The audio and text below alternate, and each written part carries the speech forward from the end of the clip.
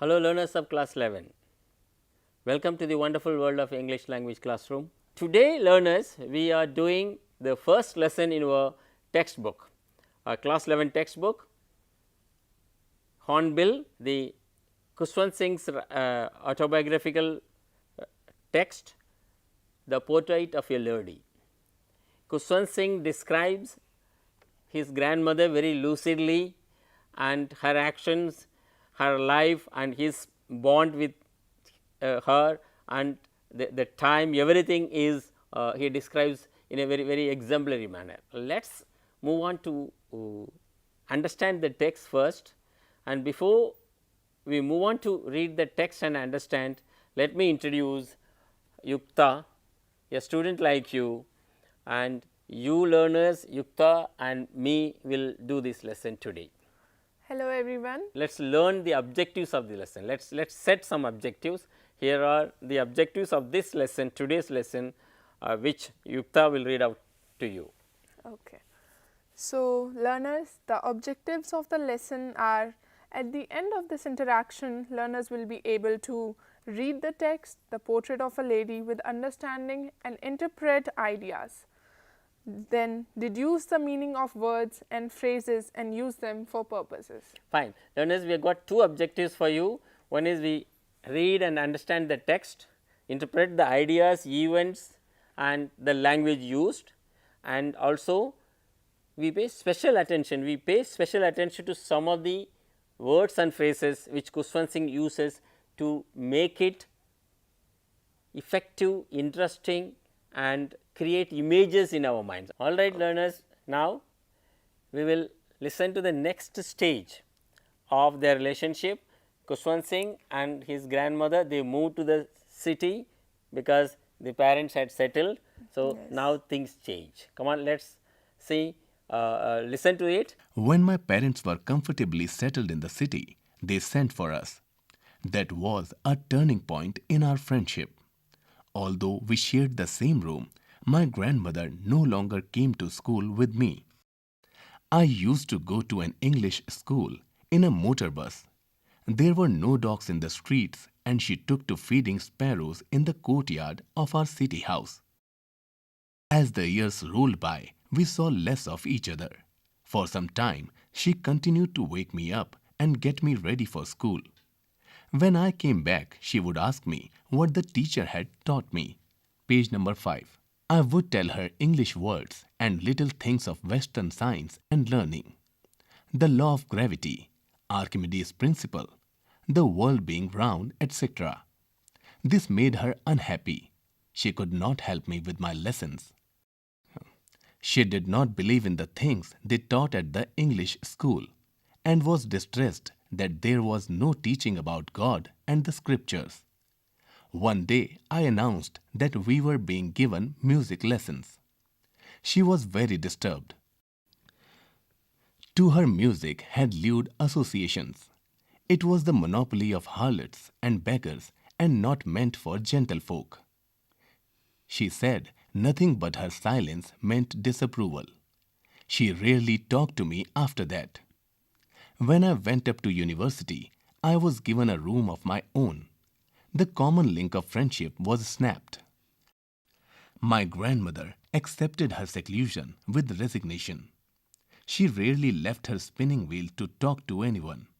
From sunrise to sunset, she sat by her wheel spinning and reciting prayers. Only in the afternoon she relaxed for a while to feed the sparrows. While she sat in the veranda breaking the bread into little bits, hundreds of little birds collected round her, creating a veritable bedlam of chirpings. Some came and perched on her legs, others on her shoulders. Some even sat on her head. She smiled but never shooed them away. It used to be the happiest half hour of the day for her. When I decided to go abroad for further studies, I was sure my grandmother would be upset. I would be away for 5 years. And at her age, one could never tell, but my grandmother could. Come on, Yukta, arrange the strips, the life of Kushwant Singh and the grandmother in the city and how their relationship, friendship moved or got snapped.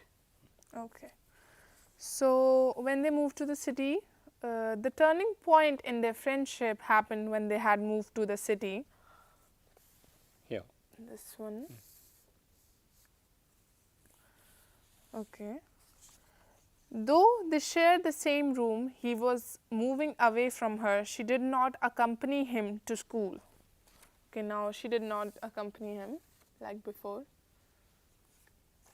She continued to wake him up and would ask him what was taught in school when he came back from school. Okay. She would ask him what was taught, isn't it? Yeah. She used to ask him. Then she could not understand the lessons taught, modern science, mathematics. She was disturbed to learn that music was taught in school. To her, music had lewd associations. It was a monopoly of harlots and beggars. So she thought that learning music was it has livid as association, mean. It was cheap thing, not a good thing to do. In those days, it was a belief. Now, the narrator was given a separate room when he went to the university. The common link of the friendship was snapped. Fine. He's saying with regret that the relationship between him and the grandmother got snapped. Means when he moved to the university. Okay. She talked to him very rarely after that. Fine. Okay. Now, when Khushwant Singh decided to go abroad for further study, he thought his grandmother would be upset. Fine. But okay. Did she get upset? No, actually. His grandmother accepted her seclusion with resignation, and she rarely left her spinning wheel to talk to anyone. Maybe she found a hobby, I think. So, you were saying about Khushwant Singh's was decided to go abroad, and then you say something else. What is the coherence there? Find out. Something else. I feel something else would come. He talked to him rarely. Then most probably the other one. She secluded herself. So what would come? Okay. So when Khushwant Singh decided to go abroad for further studies, he thought his grandmother would be upset. But she did not show any emotions and went to see him off at the railway station. That was the courage of the lady. Yeah. Fine. Yeah. Then his grandmother accepted her seclusion with resignation, and she rarely left her spinning wheel to talk to anyone. Then she relaxed in the afternoon, and she would feed the sparrows with bread. Hundreds of them would come to her. Some would sit on her legs, some on her head, and so on. Okay. Then, when he returned from abroad after 5 years, she came to receive him at the station, and she looked the same, not a day older. Fine. That was the great thing about the grandmother. Fine. Then she behaved as usual, reciting holy prayers and spinning the wheel and feeding the sparrows. She did not change her routine. In the evening, a change came over her. She did not pray. She collected the women of the neighborhood, got an old drum, and started to sing.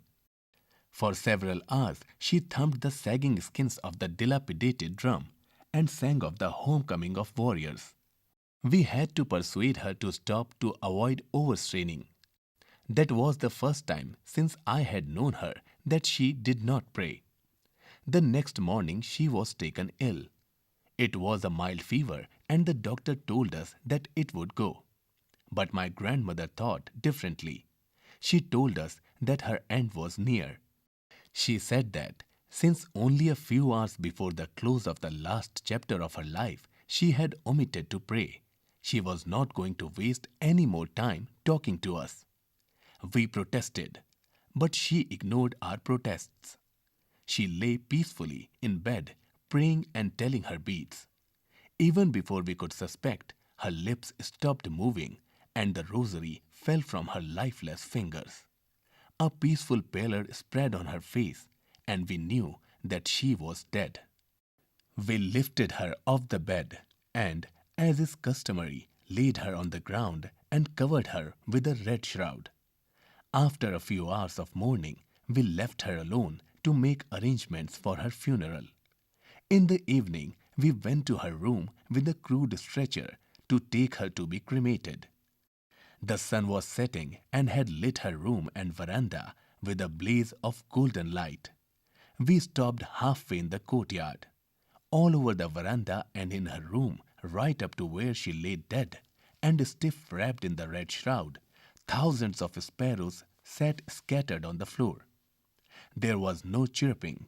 We felt sorry for the birds, and my mother fetched some bread for them. She broke it into little crumbs, the way my grandmother used to, and threw it to them.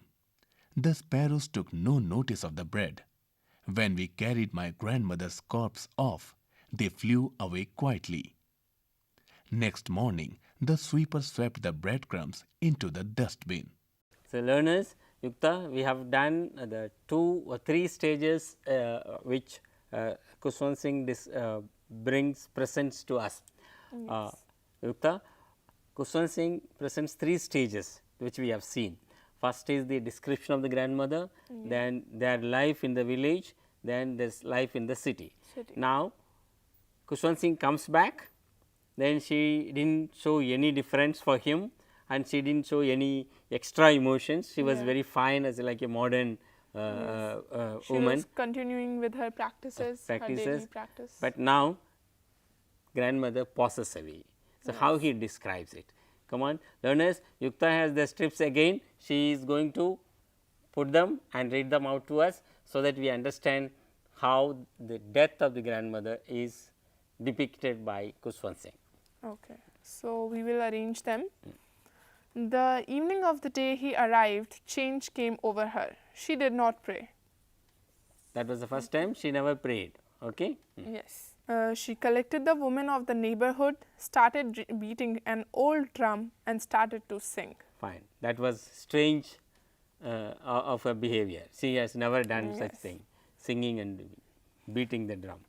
Now she beat the old drum for hours and sang the song of the homecoming warriors. Fine. That was the old Indian style, no? Yes. Then also the European style, that they praise the homecoming, having won the war, you come back. Yes. Yeah. Okay, so now people had to persuade her to stop her, and that was the first time she did not pray. That was the first time she never prayed. Fine. Yes.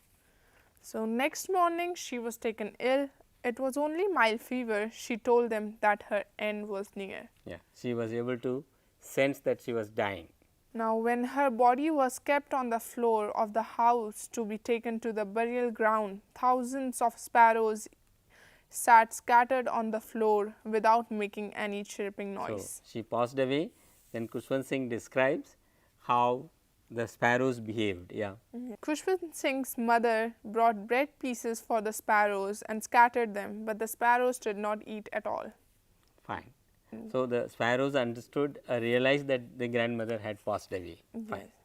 When the grandmother's body was taken to the burial ground, the sparrows flew away. That's right. So, they never ate the bread pieces. This is how her association with, see, first with the human, that is Kushwant Singh, then nature, temple, school, then at last with the sparrows. And dogs in the village. So, this is how a typical Indian human life is living. So, from the beginning, from materialistic worldly pleasures to moving and selfless, then he never needed anything beyond the minimum things. Then the compassion not only to humans, also to the animals. That was it. So, this is how learners, Kushwant Singh presents the lucid writing and describing the grandmother and her life. See, today is the time that the elderly people are not even respected properly. Then we have seen that old age homes. Yes. In many places, the children, sons and daughters, put their fathers and mothers into old age home. So, this Kushwant Singh also tells us implicitly, indirectly, the value of we should really revere, take care of our elders. Learners, this is how he presents. I hope and I believe and I want you to read and reread and do the activities. Now, we are moving to do some two different tasks in order to understand the text seriously and interpret it. Come on, Yukta, ready? Yes, I'm ready. So, learners and Yukta, we have done lot of activities rearranging the sentences into describe the grandmother and his life, their life in the village and the town, city, then passing away of the grandmother. Come on, learners, let me test you the understanding of the text which you have read or will be reading. So, based on your reading of the text, so let us do some tasks. The first one is I am going to read out some of the statements. Learners and Yukta, you will have to say whether the statements are true or false. Okay. Fine, come on. So, there are some 10-15 statements. So, you will have to say either true or false. Okay. Statement 1, Kushwant Singh's grandmother was 100 years old. I think that's false because Kushwant Singh never mentioned how old she was. He usually told that she was very old, but never that 100. Fine, fine. Okay, it's false. Oh. She had wrinkles running from everywhere to everywhere. Yes, this is true. So, Kushwant Singh says it. Yes. Fine. Okay. Kushwant Singh could not imagine his grandmother as a young lady. Yes, this is also true. Okay. He never thought of her as a young lady. Fine. Yeah. The grandmother went with him to the school in the village. Yes, in the village. Yes, True or false? true. Fine. She would feed the dogs while returning home from the school. Yes, she would be in the temple, and then when she returned, she used to feed them. True or false? True. True. Fine. She would recite the prayer while getting him ready to school so that he can learn it by heart. Yes, this is true, but he never learned it by heart. He never learned it. Fine. Yes. Grandmother accompanied him to school even after they moved to the city. No, this is false. She used to do this only in village. Fine. Their friendship was snapped when he got a separate room. Yes. True? Yes, true. Their friendship was snapped when Kushwant Singh went to the university. No, this is false because their friendship snapped before, and then after that it got weaker, but not at the time of university. Okay. I doubt it. He got a separate room when he went to the university, he says. So, Yeah, it's So, kind of interrelated. fine. Yes, So, yeah. I would say it's also true. Fine. Okay. All right. Okay. Okay, Let true. learners decide. Okay. The grandmother was unhappy when he left for higher education to a foreign country. This is false because she was not unhappy. She didn't show her emotion. She was normal. She was normal. Fine. She accepted it as normal. Fine. Yes. She had very old.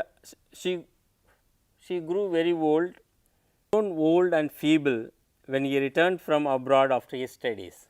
No, this is false. She actually, according to the writer, the author, he said that she did not old at all. She did not get old She at did all. not even look a day older. Yes, Fine, a day fine. older. Okay. The only two companions of the grandmother were the spinning wheel and the sparrows. Yes, that's true. It was also her hobby.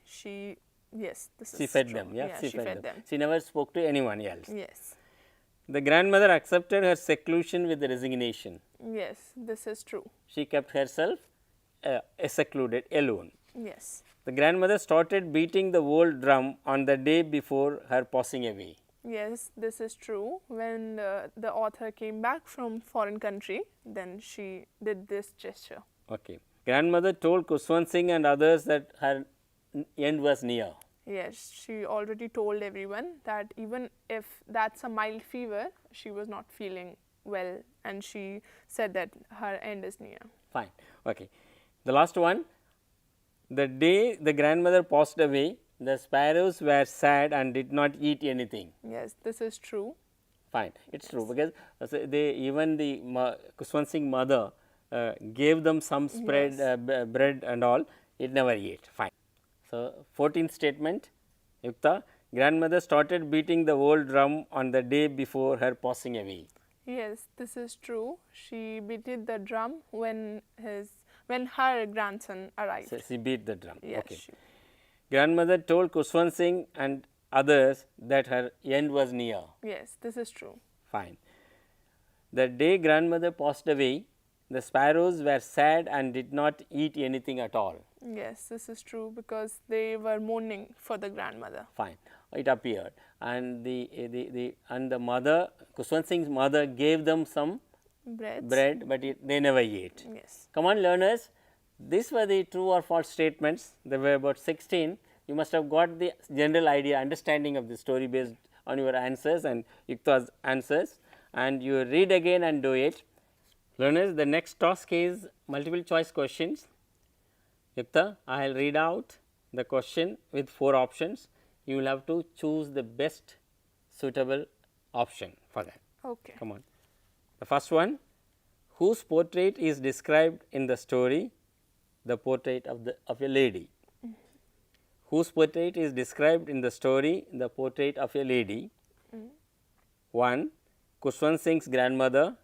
2. Kushwant Singh's mother, an old lady from the neighborhood. This is Kushwant Singh's grandmother. Okay, easy one, Kushwant Singh's grandmother. Second one, she had been old and wrinkled for 20 years that I had known her. What does this mean when he says this?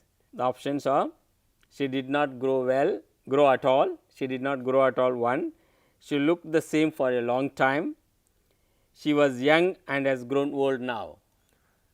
This means that she looked the same for a long time. Fine. Okay. She has been wrinkled for 20 years. Yes. Okay. Third one, as for my grandmother, as for my grandmother being young and pretty, the thought was almost revolting. Why was the thought revolting for Kushwant Singh? The options are, Kushwant Singh had seen her only as an old lady. Kushwant Singh could not believe that she was young once. He thought that this lady has never been beautiful. He believed that she was once young and pretty. So, Kushwant Singh could not believe that she was once young. Right, right. Okay. Learners, you also do it and tell us which one is right. We may go wrong. Yukta may go wrong. Okay. 4.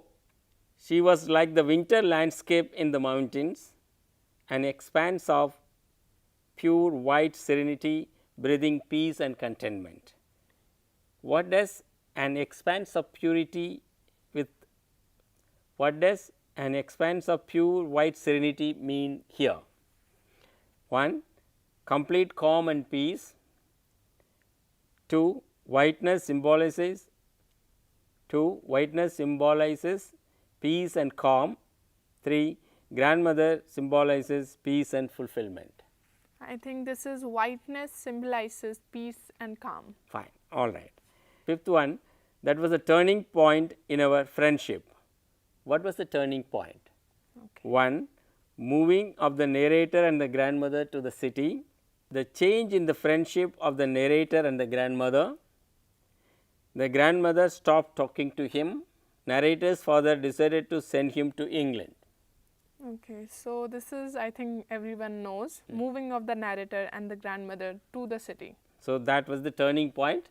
In the the friendship got almost disturbed. Yes. Sixth one, my grandmother accepted her seclusion with resignation. What does seclusion with resignation mean here? The options are, the grandmother was very emotional in accepting her loneliness. The grandmother was bold enough to resign into being alone. The grandmother accepted her loneliness without being sentimental about it. So, this is the grandmother accepted her loneliness without being sentimental about it. Fine, fine. Seventh one, hundreds of little birds collected around her, creating a veritable bedlam of cherubims. What is veritable bedlam here means? Okay. 1. The melody created by the sparrows and the cherubims, the noise, confusion, chaos created by the sparrows, the noise created by grandmother's singing of the prayer.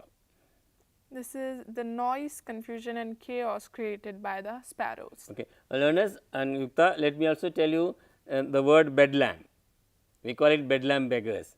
Bedlam is a place where in those days the mentally unstable people are taken and housed.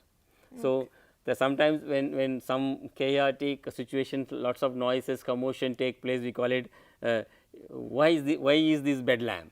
So, we call it. So, let us also learn that new usage bedlam. Eighth question, what was the grandmother's reaction when the narrator decided to go abroad? The options are: 1. She could not accept it and became very emotional. She was normal and went to see him off at the railway station.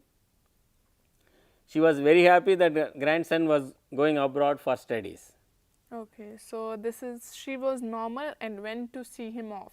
Okay, fine. Because that's a major change in her. So, she never showed any emotions of that grandson is going away then. Yes. The ninth one, what surprised Kushwant Singh when he returned from studies abroad? The options are: she looked the same, not a day older. She grew much older and feeble. She did not speak to him at all. What surprised him is that she looked the same, not a day older. Fine, this was fine. Yes. Then the last one, what do you think of Kushwant Singh's grandmother? The options are: she is a religious person with a modern outlook. She is a superstitious person and hated science. She is an ordinary Indian woman. I think she is an ordinary Indian woman. Fine. Okay, you didn't want to say the first one. She is a religious person, but with a scientific outlook, modern outlook. I would go for. Yeah, this could Fine. be one. Okay, we leave it to you, learners, and Yukta, you are right. So, I will go for both. Not necessarily there is one said answer. More than one options could be right in multiple choice. Okay. Thank you, Yukta. Thank you, learners, for having done all the activities. Thank you so much. Of the reading of the text, understanding of the text. I am going to give you no homework, no follow up work, but I am going to ask you to read 2-3 short stories of Kushwant Singh. One of them is Mark of Vishnu, that is about typical Indian situation and superstition, children, how they do. The other one is he wrote many novels. One of them is Delhi. He described the whole Delhi and the people there, the story sets in there. Other one is, I shall not listen to the Nightingale, something I forgot the title. So, any one of them, and lots of his jokes, many small write-ups, political commentaries. Learners, just take a look at and read them, so that you know how you learn how to write on your own, how a small trivial thing can be a theme of the story, things like that. Learners, thank you very much. Thank you, Yukta. We will meet you in part 2 of this lesson later. Till then, thank you very much. Thank you. Thank you so much for this opportunity, and take care, everyone.